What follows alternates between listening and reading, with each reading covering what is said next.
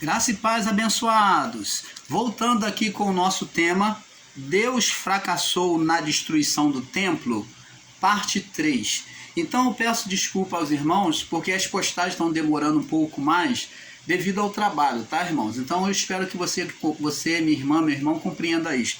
Então nós vamos estar postando assim, por uma pausa, tá? Então vamos prosseguir aqui na parte 3, aonde nós falávamos. E a pergunta é, a questão é que nós estamos tratando aqui.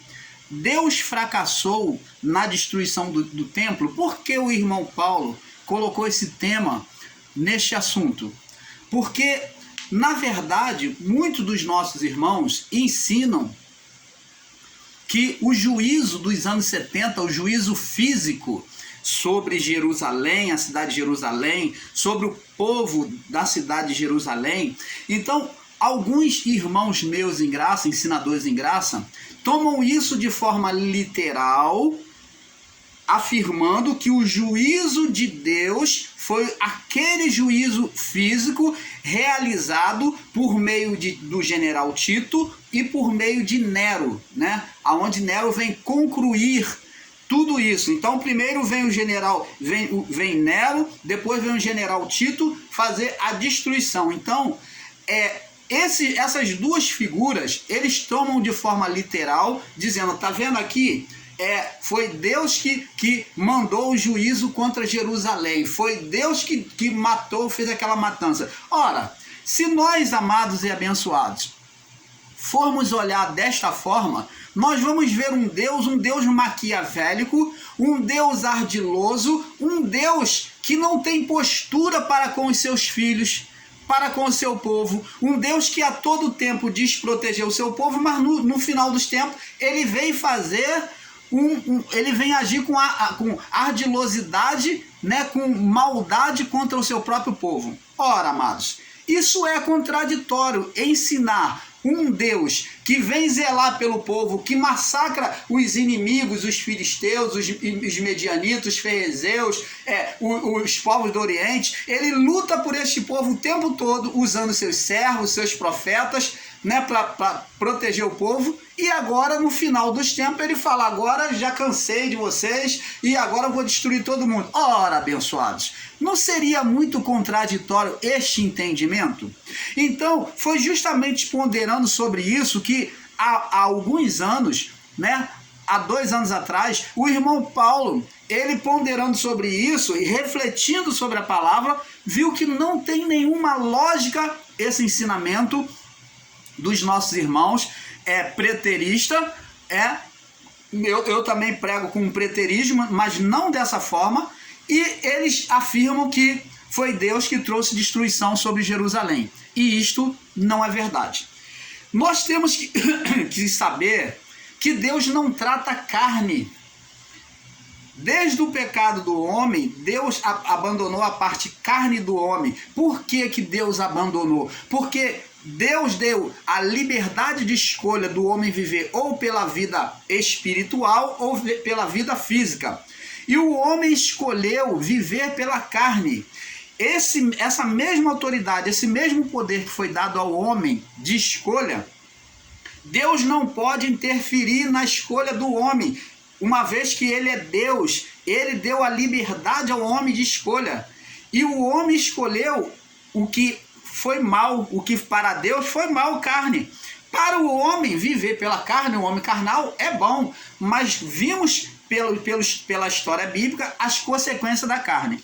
Então, abençoado, o homem agora viveria pela carne, e Deus se sujeita às suas próprias leis, ele se sujeita à escolha do homem, né? Ele andando nos seus próprios caminhos, ele então vive pela escolha do homem na criação.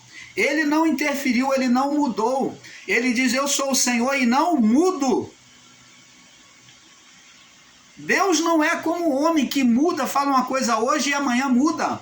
É isso que temos que ter entendimento. Agora, já que o homem escolheu a vida física, viver pela carne, ele gerou um espírito pela carne, um espírito maligno, pela escolha de viver pela carne, então agora esse espírito dominaria sobre a vida do homem, por meio da mente, do pó, da mente do homem, ele agiria sobre a carne, a vida carnal, a vida física, esse ser espiritual teria domínio por meio de quê?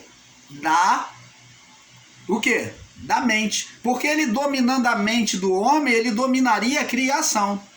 Então, um homem se levantando contra o outro homem, ele faria isso para dominar outros povos. E foi isso que aconteceu durante toda a história bíblica e até hoje. Então, abençoados, nós ensinarmos que foi Deus que trouxe o juízo sobre Jerusalém e sobre o povo de Jerusalém é contraditório por demais. Se você tem ensinado isso, é hora de você sair desse ensino, porque nós vemos aqui, primeiro ponto, vamos em Mateus 21, passo a passo, vamos prosseguindo aqui, Mateus 21, no verso do 23 ao 27. Mateus 21, do verso 23 ao 27. Diz assim: e chegando ao templo, acercaram-se dele, e estando já ensinando, e os principais sacerdotes e anciões do povo, dizendo: com que autoridade faz isto? Perguntaram a eles, os fariseus e sacerdotes. E quem te deu tal autoridade? E ele disse, e Jesus respondendo disse, verso 24, disse-lhes: eu também vos perguntarei uma coisa. Jesus também, eu vou também fazer uma pergunta a vocês. Se me disserdes também, eu vos direi com que autoridade faço isso. O batismo de João, de onde era? Do céu ou dos homens? E pensaram entre si, dizendo: se dissermos do céu, ele nos dirá: então por que não creste? Se dissermos dos homens, tememos o povo, porque todos consideram João como profeta. E respondeu Jesus e disseram: não sabemos. Eles, não sabemos. E eles disseram: nem eu vos digo com que autoridade fazem isso. Então, vemos aqui, abençoados, que Jesus demonstra autoridade. E ele está aqui no templo. E ele disse ali no templo que aquele templo não ficaria pedra sobre pedra que não fosse derribada. Quando Jesus diz isso, ao contrário do que muitos entendem, Jesus não estava dizendo que ia derrubar o templo físico, que Deus iria derrubar o templo físico. Mas Jesus está advertindo sobre o que aconteceria. Tanto que ele fala que quando o templo viesse abaixo, antes mesmo do templo vir abaixo, viriam os sinais, né? A fome, a perseguição aos cristãos. Então ele aponta agora em Mateus 24 que todos esses sinais aconteceriam antes da destruição do templo. Mas Jesus de forma alguma se levanta contra o templo para dizer que o templo é mau. Não, Jesus não diz que o templo em si é mau, mas ele diz que o templo não ficaria de pé. Ora, se o juízo de Deus foi físico, foi para o templo e contra o povo de Jerusalém, então Deus fracassou. Por que, irmão Paulo? Por que Deus fracassou? Por que você diz que Deus fracassou se o juízo foi físico? Porque se o intuito de Deus foi acabar com aquela criação, ou com um povo rebelde, com um homem maligno, então Deus fracassou, pois a vida continua e os homens maus, os homens carnais, também. Ora, você concorda comigo? Se o juízo de Deus foi contra o plano físico, o povo físico, o templo físico, então Deus fracassou, porque o templo, fizeram outro templo em Jerusalém, né? Eles fizeram lá, tem vários templos, várias mesquitas, então o povo continua lá a adorar lá. E outro ponto que nós vamos tocar para vocês, aguarda aí. Então, abençoados, sendo assim, Deus fracassou, porque os homens maus, se o intuito dele era acabar com os homens maus, com um homem que comete impiedade, ainda existe homens que cometem impiedade. Se era acabar com o homem carnal, o homem maligno, ainda existe homem maligno, da mesma forma e pior. Então, sendo assim, o sistema estaria certo em afirmar que Jesus não voltou e não houve juízo final. Então, na verdade, se olharmos com essa visão dos preteristas, de muitos que afirmam que a destruição do templo foi enviada por Deus, então o sistema religioso está certo em esperar a volta de Jesus. Porque o homem carnal continua, o homem maligno continua as mesmas malignidades. Se o intuito de Deus era acabar com os homens maus, ele fracassou. Se o intuito de Deus era acabar com os templos, ele fracassou, porque os templos, o que mais tem é templos aí. Templos idólatras, templos de várias religiões que muitas das vezes não estão condizentes com a palavra. Você está entendendo, amado? Então, é com esse entendimento, com essa sabedoria que nós devemos refletir que o intuito de Deus, o juízo de Deus, não era contra o físico. O juízo físico que aconteceu foi apenas uma permissividade, como usamos lá a passagem lá de Jó, capítulo 1, né? É a partir do verso 12, aonde o ser espiritual pede a Deus para tocar em Jó. Então, sobre a legalidade, sobre a permissividade, é que o ser espiritual vem fazer a destruição do templo e do povo de Jerusalém. É ali que ele, na sua legalidade, ele vem criar a matança. Por que, irmão Paulo? Que ele criou essa matança, ele levanta homens contra o povo de Deus, contra a cidade de Jerusalém. Porque ele age na sua vingança, na sua legalidade, na sua vingança, ele quer agir como o próprio Deus que puniu Sodoma e Gomorra, como o próprio Deus que puniu o povo no dilúvio. Então ele se coloca como o próprio Deus assentando na cadeira, como diz lá no livro de Apocalipse, como se fora o próprio Deus. Lembra lá que na passagem lá de Isaías 14, que o ser espiritual, pela pessoa de Adão, ele diz assim, ó, agora ele, uma vez gerado, ele diz: subirei às mais altas nuvens, serei semelhante, igual ao Altíssimo. Então o desejo dele era de reinar sobre a carne, sobre a mente humana, criando um império. Por isso é que Paulo vem descrever como o império das trevas.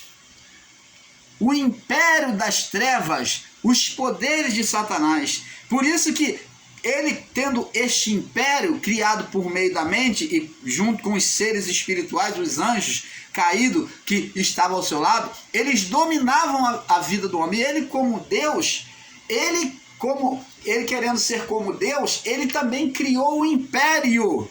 O império chamado por Paulo lá em Efésios 6, o império das trevas. O reino das trevas. E o império das trevas, ele era focalizado a partir de quê? A partir da carne do homem. Então, abençoados, vemos aqui que o juízo de Deus foi um juízo contra os espíritos malignos, contra o império de Satanás e contra o homem, a alma do homem carnal. Então, aqueles espíritos que eram carnais, aquelas almas que eram carnais, elas sofreriam juízo junto com o ser Satanás e seus anjos. Então, o juízo de Deus sempre foi um juízo do espírito, da parte espiritual, e nunca da parte física. Da parte física foi o juízo do ser espiritual, Satanás. Ele que agiu com malignidade justamente para que os homens pensassem que fosse o próprio Deus que estava fazendo aquele mal. Então, aquele mesmo mal agia na mente do homem. Aquele mesmo mal que agia na mente do homem foi que trouxe o juízo contra Jerusalém e contra o povo de Deus nos anos 70.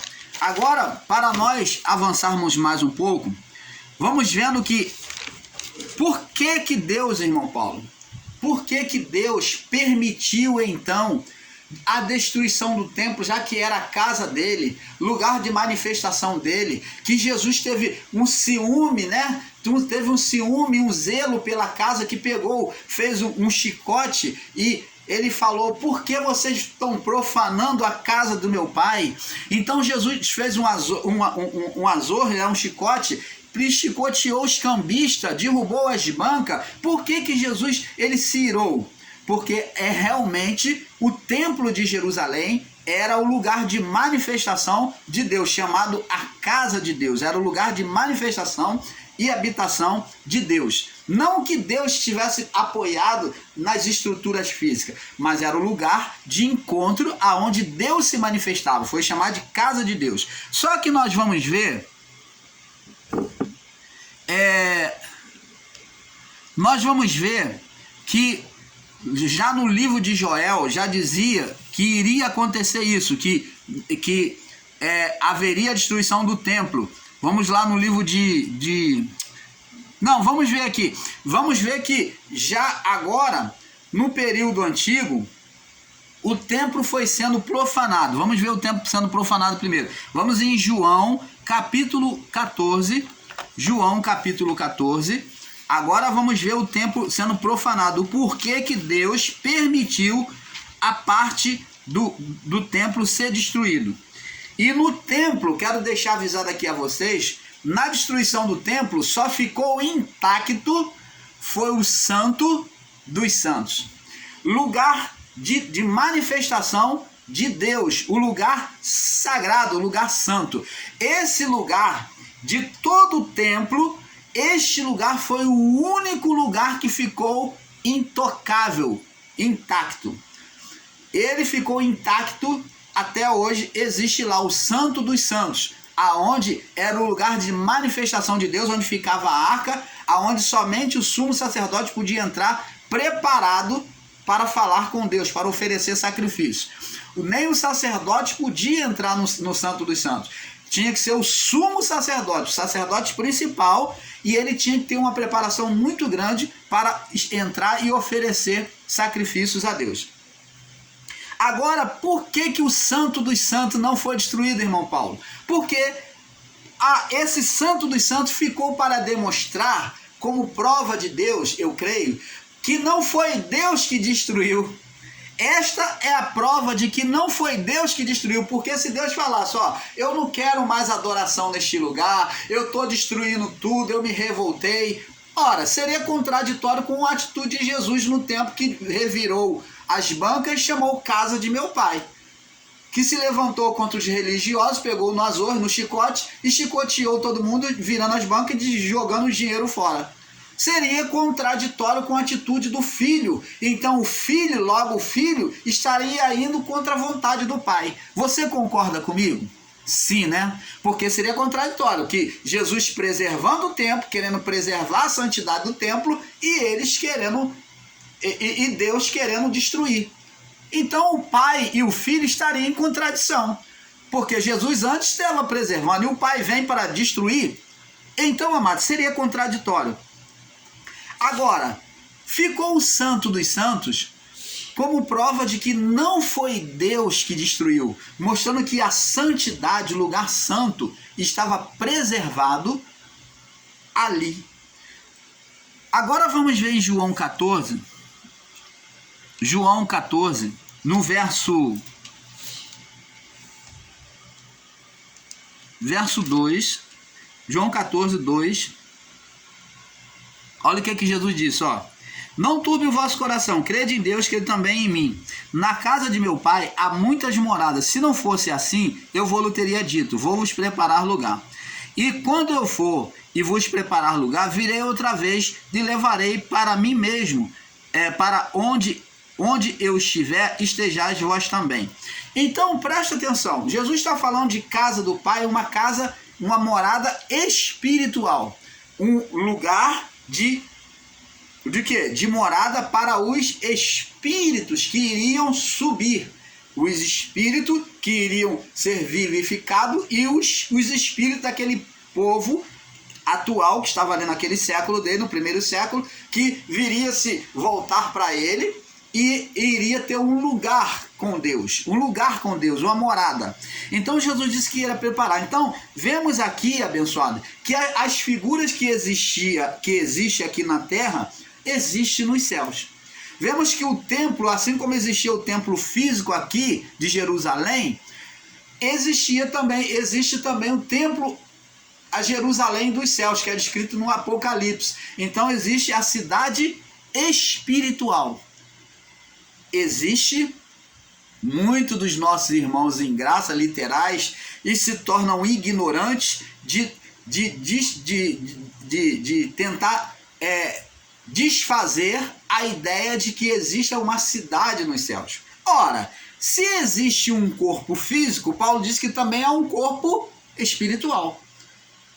Então Paulo está fazendo uma comparação, dizendo que toda figura física também, que muitas figuras físicas também têm figuras espirituais nos céus.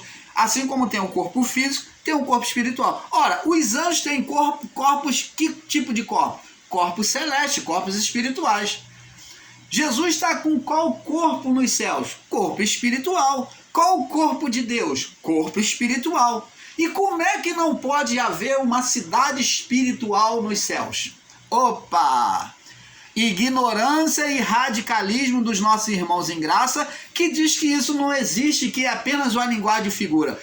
Existe sim, não de forma física, mas de forma espiritual. Assim como existe uma cidade física aqui na terra, existe que a cidade física de Deus foi chamada Jerusalém, e o templo foi o templo de Jerusalém. Também existe nos céus um templo, a cidade espiritual, a nova Jerusalém de Deus, dizendo que é nova por quê? Porque não é da terra, que agora é uma Jerusalém espiritual, foi formada uma cidade espiritual nos céus.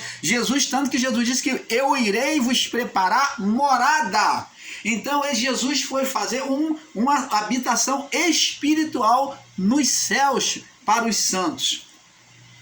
Você está entendendo, amado? Negar isso é ser ignorante por demais, é ser muito literal de que as figuras físicas existem figuras espirituais. Então você vai negar que os anjos não têm corpos espirituais, que os anjos não existem. Negar isso é negar que os anjos não existem, que Deus não existe, que Jesus ele nunca existiu. Você está entendendo, amado? Então é isso que João está descrevendo aqui, que Jesus falou. Agora vamos ler no livro de Joel. No livro de Joel, vamos ver aqui. Joel, capítulo 2. Olha o que Joel já falava, hein? Joel, capítulo 2. Joel, capítulo 2, do verso 1 ao 9. Vamos ler aqui, ó. Olha só. Diz assim: tocai a trombeta em Sião. Você está vendo que existe uma trombeta. Não é uma trombeta física, material, física, mas existe uma trombeta espiritual. Você está vendo que o reino de Deus é igual na criação? Por isso que Jesus falou na oração: seja feita aqui na terra como nos céus, seja feita a tua vontade aqui na terra como é feita nos céus. Os céus é a comparação do que as figuras que existem nos céus existem na terra. Você está vendo que a sabedoria que o homem tem aqui foi colocada por Deus, vem da luz de Deus. O homem, quando ele chega a criar, é porque já tem criado nos céus. Essa sabedoria vem do alto, do Pai das luzes, como disse o apóstolo João. Como disse Paulo, vem do Pai das luzes. Essa sabedoria vem da luz divina no espírito nosso, é que vai acendendo o homem na sabedoria a cada dia, sobre a ciência, sobre a agricultura, sobre a constelação, sobre os céus. Essa sabedoria vai sendo revelada ao seu tempo, ao homem cada vez mais evoluindo, mostrando as figuras que existem nos céus. Você está vendo? Isso tudo é revelação que existe já dentro de nós. Lembra que Deus falou com Jó? Aonde estava tu quando eu criava as constelações do céu, formava os fundamentos da terra? Aonde estava tu? Aí, me responde, Jó, se tu sabes. Aí Deus falou para ele: tu sabes, porque tu já eras formado. Quer dizer, o homem, ele dentro dele mesmo, da natureza carnal, que ele se apegou à carne, ele não pode saber. Mas se ele se voltar como um homem espiritual, ele sabe que pelo Espírito um dia vai ser revelado essas coisas pelo Espírito ao homem. Lembra que Jesus falou para os discípulos: tenho muita coisa a vos dizer, mas não posso falar agora porque vocês não estão preparados. Por quê? É somente pelo Espírito, dentro do tempo, é que o Espírito iria revelar as coisas de Deus, o entendimento daquilo daquilo tudo que ele ensinou. E Joel diz assim: tocai a trombeta em Sião, né? Joel 2:1. E clamai em alta voz no meu santo monte. Ó, vê que ali tem um santo monte em alta voz. Deus tem um santo monte nos céus. Tremam todos os moradores da terra. Ó, aqui falou da figura dos céus. Agora está falando em relação à terra, que nos céus iria ser anunciada alguma coisa que iria manifestar-se aqui na terra. Você está vendo a separação do que a trombeta em Sião e o monte de Deus? Lá tudo nos céus. Agora diz que tremam diante daquele momento que iria ser trocada a trombeta nos céus, que era o momento de Deus, e iria ter algum acontecimento na terra. Porque o dia do Senhor vem e já está perto. Isso Joel já estava anunciando. Dia de trevas e de escuridão, dia de nuvens e de densas trevas, como a alva espalhada sobre os montes. Povo grande e poderoso, falando sobre o povo romano junto com os inimigos, adentrando a Israel para atacar o povo e a cidade de Jerusalém. Grande povo, numeroso, qual nunca houve desde o tempo antigo, nem depois dele haverá pelos anos adiante, de geração em geração. Diante dele um fogo consome, diante dele, do povo, um fogo consome, e atrás dele uma chama abrasa. Você está vendo que aquele povo ia sofrer um juízo físico. Deus aqui está anunciando, não está dizendo que ele faria isso. Pela sua onisciência, ele está dizendo que ele faria isso. Isso iria acontecer, não que ele faria isso. Diante de um fogo que consome, atrás dele, e uma chama abrasa. A terra diante dele é como um jardim do Éden. A terra diante dele é como um jardim do Éden. Mais atrás dele, uma desolação de deserto. Por que aqui? Aqui está sendo falada uma palavra escatológica, mostrando que a terra diante do povo era como um jardim do Éden. Está dizendo que aquilo que esperava aquele povo, que iria sofrer aquela penalidade, o povo de Deus, já estava preparado uma nova vida.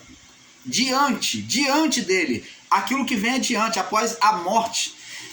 Mas atrás dele era uma desolação de deserto. Está dizendo destruição, agora aqui dizendo que no plano espiritual era como o Éden, estaria sendo reparado diante de Deus. Mas que no plano físico seria expoliado pelo general Tito e por Nero. Uma desolação de deserto. Assim nada lhe escapará.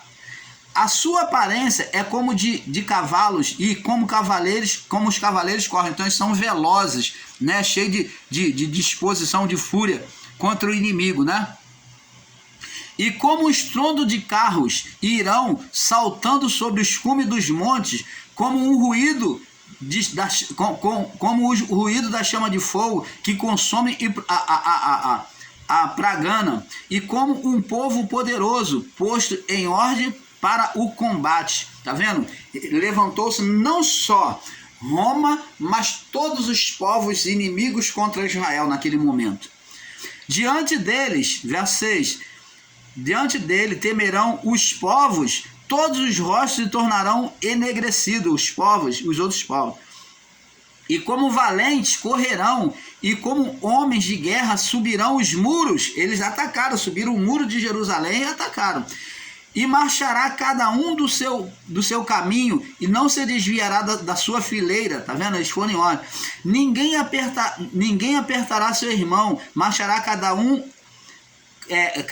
pelo seu caminho, e sobre a mesma espada se arremessarão e não serão feridos, irão pela cidade, correrão pelos muros, subirão às casas, entrarão pelas janelas como ladrão. Você está vendo? Aqui Joel já havia profetizado, um dos últimos profetas, já havia profetizado o que aconteceria contra Jerusalém e o povo, e contra o templo. Agora vamos ver também em Amós. Amós também falou, Amós também profetizou contra Jerusalém. Vamos ver aqui no livro de Amós.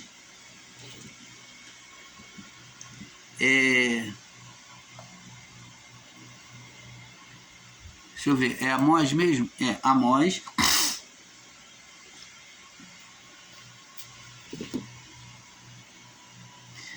Livro de Amós, mais um pouco aí, mais um pouco à frente, tá? Tem o livro de Amós.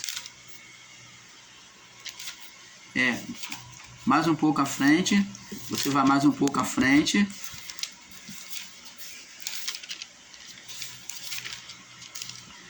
Né? O próximo livro, Amós, no capítulo 8, no verso 12.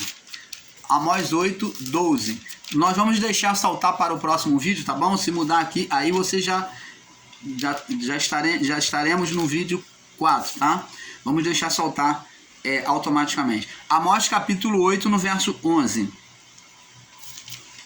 No verso 11, diz assim: Eis que vem dias, diz o Senhor Deus, em que enviarei fome sobre a terra. Não fome de pão, nem sede de água, mas de ouvir a palavra do Senhor. E irão errantes como de um mar até o outro mar. Irão errantes como de um mar até o outro mar, do norte até o oriente. Correrão por toda parte, buscando a palavra do Senhor, mas não acharão. Então, você está vendo que agora Amós também está anunciando essa sentença. Nós vamos ver também no livro de Apocalipse, que é o último livro, no verso Apocalipse, que é o livro da Revelação, capítulo 9. Apocalipse, capítulo 9, no verso 14. 9:14. O qual dizia ao sexto anjo, que tinha a trombeta: solta os 4 anjos que estão presos junto ao grande Eufrates. E foram soltos os 4 anjos, os 4 anjos que estavam preparados para a hora, o dia e o mês e o ano e o fim, a fim de matarem a terça parte dos homens. Você está vendo que esses anjos aqui são anjos que estavam aprisionados, são anjos caídos, que estavam aprisionados a partir do dilúvio, tá? Eles foram a partir do dilúvio. Então, agora esses anjos são soltos. O que significa dizer isso? Legalidade, que o ser Satanás teria o seu